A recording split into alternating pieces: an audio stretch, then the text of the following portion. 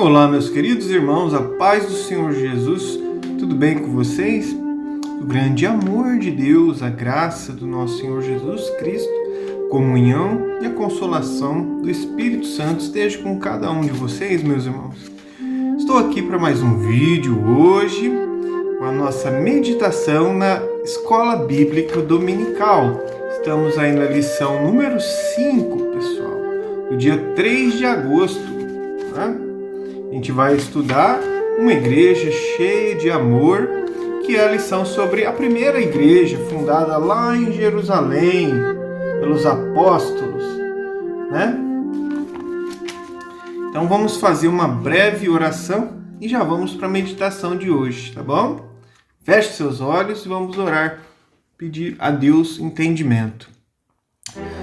Senhor, meu Deus e meu Pai que estás no céu, Jeová, Pai do nosso Senhor Jesus Cristo, e meu Pai, em nome de Jesus, Senhor, ouça a nossa oração, no nome do seu Santo Filho, o Santo de Israel, aquele que havia de vir, aquele que veio, nasceu de uma virgem, viveu aqui uma vida santa, pura, e se entregou naquela cruz,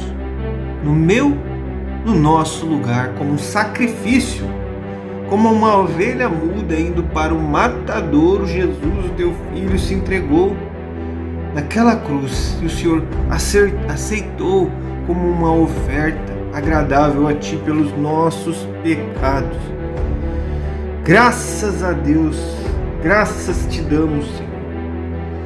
Não merecemos esta graça maravilhosa. Obrigado, Jesus. E cremos que o Senhor morreu, mas o Senhor ressuscitou e vivo está à direita de Deus, intercedendo por nós. Perdoa, Jeová. Perdoa, Senhor Jesus, Espírito Santo de Deus. Perdoa as nossas fraquezas, perdoa as nossas faltas, nossos pecados, em nome de Jesus. Só o Senhor, Jesus, só o teu sangue para nos salvar. Meu Deus, obrigado por mais um dia de vida, pela saúde, o alimento, o trabalho, a família, pela tua proteção, meu Pai, pela salvação, mediante a fé no seu sacrifício, Jesus. Senhor, nesse momento peço que o Senhor abençoe essa pessoa que está ouvindo. Não sei se tem uma pessoa, 2, 10, que o Senhor possa ajudá-la, meu Pai, em nome de Jesus. O Senhor venha trazer salvação nessa família, nessa casa, dessa pessoa que está ouvindo. Que o Senhor venha trazer cura das enfermidades física, emocional e espiritual. Senhor, ajuda-nos. Ajuda essa pessoa, Senhor. Abra portas que ela estiver precisando, Pai. Supra as suas necessidades pela tua misericórdia. Pai, nesse momento peço que o Senhor abençoe e salva também a minha família, meus amigos, meus clientes e as pessoas que eu amo, as que estão perto e as que estão muito longe. O Senhor sabe, o Senhor conhece o meu coração. Meu Pai, abençoa os irmãos da igreja, das congregações, de todas as nossas congregações aqui da cidade e também do Brasil. Abençoa as crianças, protege, Senhor, as crianças, proteja os jovens, livra do mal. Senhor, liberta o meu filho, salva, livra ele do mal, em nome de Jesus. Converte minha mãe, meu pai, minha irmã, meu irmão, meus sobrinhos, tios, tias, primos, em nome de Jesus, primas. Agora nos ensina a tua palavra, Senhor, pelo teu Espírito Santo. Me ajuda, Senhor, afasta o mal da minha casa, de perto de mim. Senhor, me dá força, Senhor. Me dá força para continuar nessa caminhada. Sem Ti, Senhor, eu me perco no caminho. Sem o Senhor, meu Pai, eu sou fraco, mas o Senhor é forte. Me ajuda, Pai, ajuda essa pessoa que está aqui ouvindo esta meditação. Nos ensina agora a Tua palavra, pelo Teu Espírito Santo. É o que eu te peço, Pai. Te agradeço desde já, em nome do Pai, do Filho e do Espírito Santo. Amém. Vamos à meditação de hoje, meus irmãos. Lição número 5 do dia 3 de agosto de 2025. Uma igreja cheia de amor. Texto áureo. E era o coração e a alma da multidão dos que criam. E ninguém dizia que coisa alguma do que possuía era sua própria, mas todas as coisas lhes eram comuns. Atos capítulo 4, versículo 32. Verdade prática.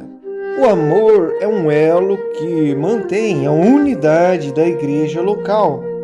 Sem o amor, não existe relacionamento cristão saudável. Vamos para a leitura bíblica em classe. Atos, capítulo 4, versículo 32 ao 37. E era o coração e a alma da multidão dos que criam. E ninguém dizia que coisa alguma do que possuía era sua própria, mas todas as coisas lhes eram comuns.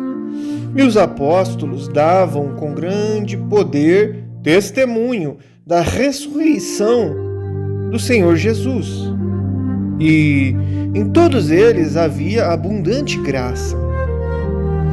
Não havia, pois, entre eles necessitado algum, porque todos os que possuíam herdades ou casas, vendendo-as, traziam o preço do que fora vendido e o depositava aos pés dos apóstolos. E repartia-se a cada um segundo a necessidade que cada um tinha. Então José, cognominado pelos apóstolos Barnabé, que traduzido é filho da consolação, levita, natural de Chipre, possuindo uma herdade, vendeu-a e trouxe o preço e a depositou aos pés dos apóstolos. Amém. Vamos para a introdução da lição de hoje.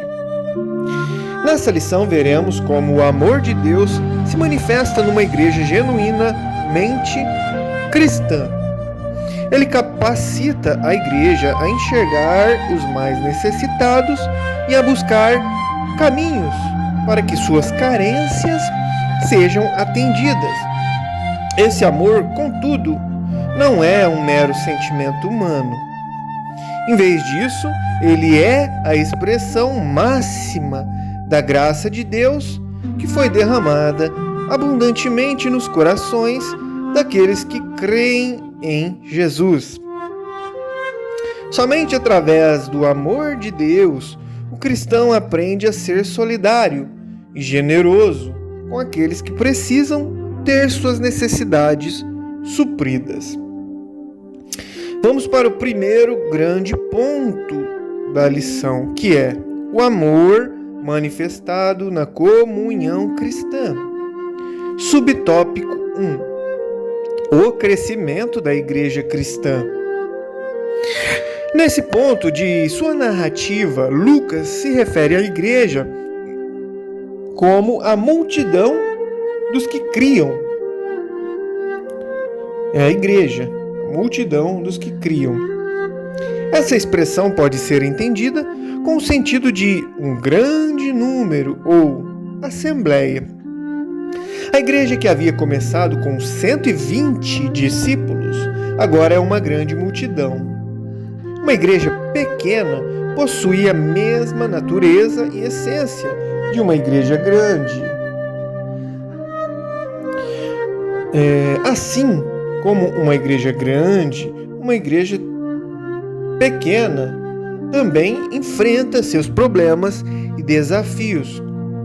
Contudo, os desafios e problemas de um grande povo são maiores em proporção em relação a uma pequena.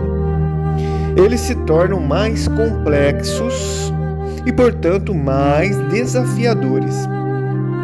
Subtópico número 2. Os desafios do crescimento. Assim vemos a igreja de Jerusalém crescer em escala geométrica. Ela se multiplicava, como diz Atos 6:7, Com isso, os desafios também eram maiores.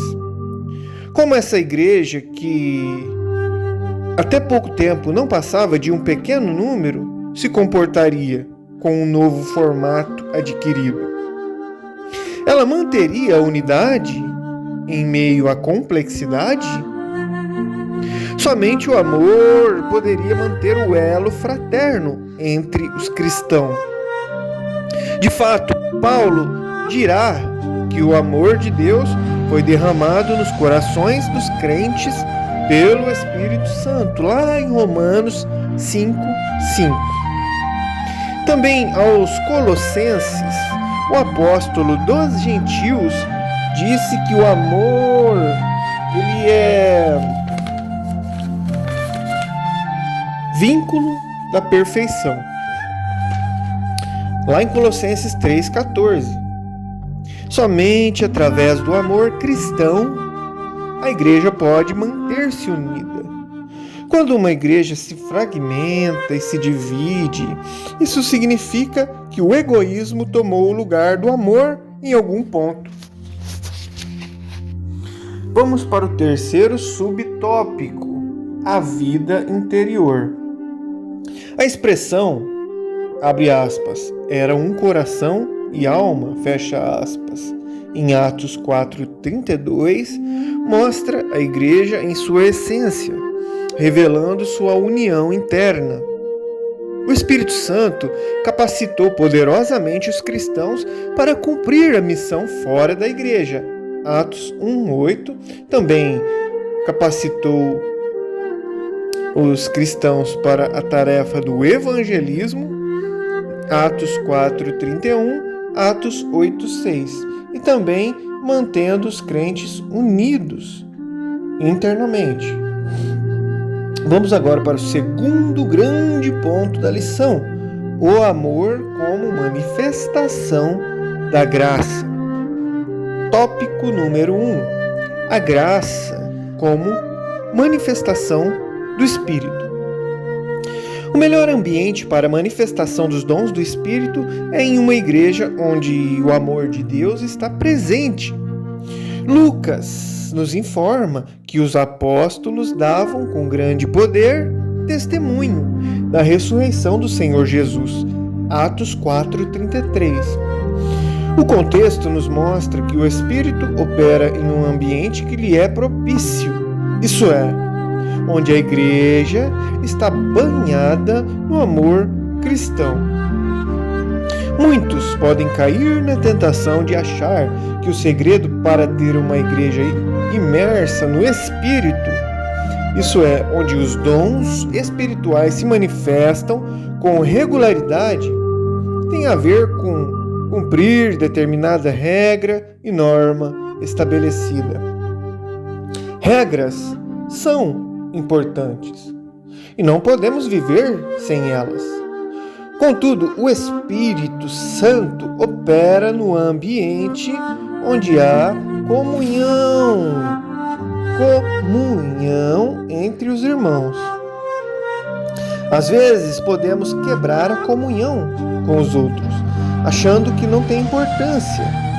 Mas Jesus ensina que, para ser perdoado por Deus, devemos perdoar sinceramente nossos irmãos. Mateus 6,15, Mateus 18,35. Qualquer ensino contrário a isso é falso. Vamos agora ao segundo tópico: a graça como favor imerecido. Há ainda um outro aspecto da graça de Deus revelada nesse texto de Atos 4:33. Em todos eles havia abundante graça, fecha aspas. Isso significa que a graça de Deus estava manifestada tanto nos apóstolos como em toda a igreja. Esse texto não se encontra deslocado, mas é posto aqui com o propósito de mostrar a razão ou motivo daquele contagiante ambiente cristão. Uma igreja dinâmica que demonstra amor para com seu próximo e na qual o Espírito Santo se manifesta de forma abundante é uma igreja que reflete a graça de Deus.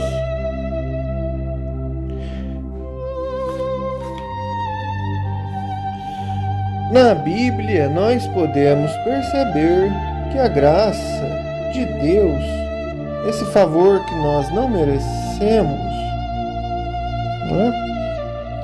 gerou entre os crentes um sentimento de gratidão por terem sido, sem merecimento algum, capacitados por Deus para viverem uma vida abundante. Isso se torna um padrão nas demais igrejas do Novo Testamento, como fala 1 Tessalonicenses capítulo 4, versículo 9. Vemos, por exemplo, esse sentimento de gratidão como uma resposta à graça de Deus na pessoa do apóstolo. 1 Coríntios 15:10. Somente a graça gera tamanho sentimento de gratidão, de agradecimento a Deus por tudo.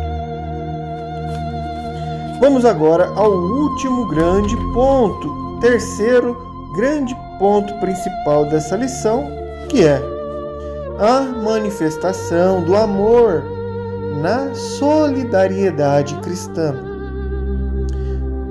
Tópico número 1: a busca pela equidade.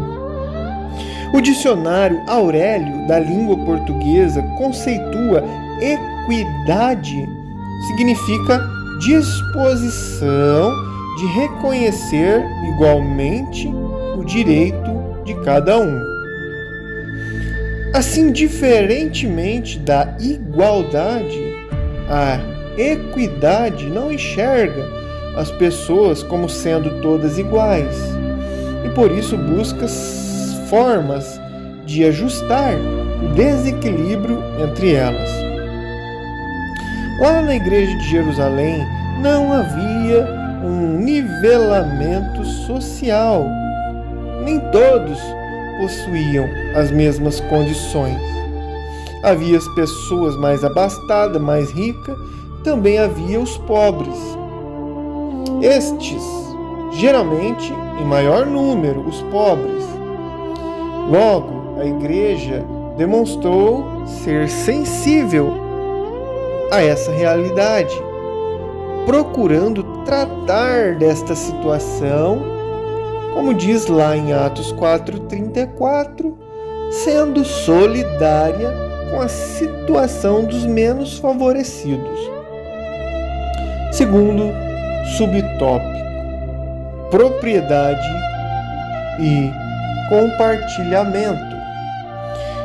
Estudiosos observam que a igreja de Jerusalém vivia uma comunidade de compartilhamento, não de domínio.